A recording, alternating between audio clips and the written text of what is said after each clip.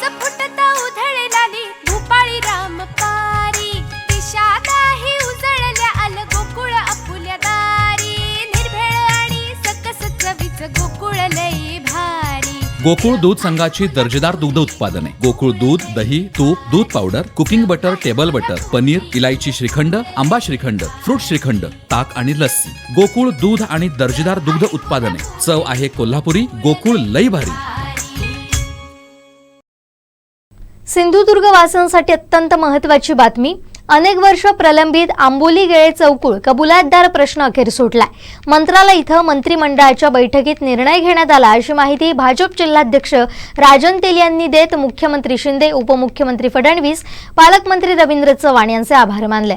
सर्वात पहिल्यांदा मी राज्याचे मुख्यमंत्री आदरणीय शिंदे साहेब, देवेंद्र फडणवीस साहेब, जिल्ह्याचे पालकमंत्री आदरणीय रवींद्र चव्हाण साहेब यांना मनापासून धन्यवाद देतो की गेली अनेक वर्ष हा जो प्रश्न प्रलंबित होता आणि ह्या प्रश्नावर त्यांनी शेवटी पर्याय काढून आज कॅबिनेटमध्ये हा निर्णय झाला। या निर्णयाबद्दल मी अतिशय मनपूर्वक आंबोली आणि गेळेच्या लोकांच्या तर्फे त्यांचं अभिनंदन मी या ठिकाणी करतो। खूप महत्वाचा प्रश्न, त्यामुळे लोकांना तिकडे काही करायला पण मिळायचं नाही, परंतु आज शासनाला खरोखरच धन्यवाद द्यावेत। तेवढे थोड्यात एवढा चांगला निर्णय आज शासनाने घेतला आहे। नक्कीच तेली साहेब, पर्यटन जिल्ह्यातली आंबोली ही पर्यटन राजधानी असं म्हणायला हरकत नाही आणि आजच्या निर्णयामुळे भविष्यात पर्यटन जिल्ह्याला त्याचा कसा फायदा होईल, आपण कसं पाहता?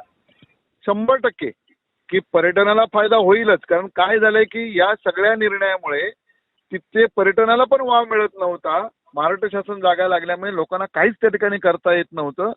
आज ह्या सगळ्या एवढा मोठा निर्णय आज झाला की हा निर्णयामुळे खऱ्या अर्थाने पर्यटनालाही चालना मिळेल आणि आज त्यांना स्वतःची जागा मिळाल्यामुळे की तिथे जे काय वेगळे म्हणजे आम्ही वेगळे व्यवसाय तिथे जो जिल्हा बँक किंवा अन्य ह्या माध्यमातून की तिथे जे अनेक अडचणी त्या ठिकाणी म्हणजे पर्यटन हा एक विषय आहेच, पण शेतीसाठी, ऊसासाठी किंवा थंड हवेचं असल्यामुळे जसं तिकडे पाचगणीला आमचं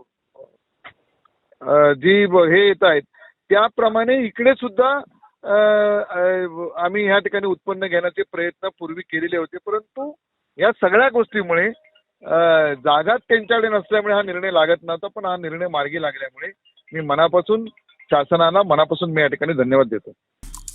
आमचे दिवसभरातले सर्व अपडेट्स, ताज्या घडामोडी आणि थेट लाईव्ह पाहण्यासाठी सबस्क्राईब करा, लाईक करा कोकणचं नंबर 1 महा चॅनल कोकण 7 लाईव्हचं YouTube चॅनल।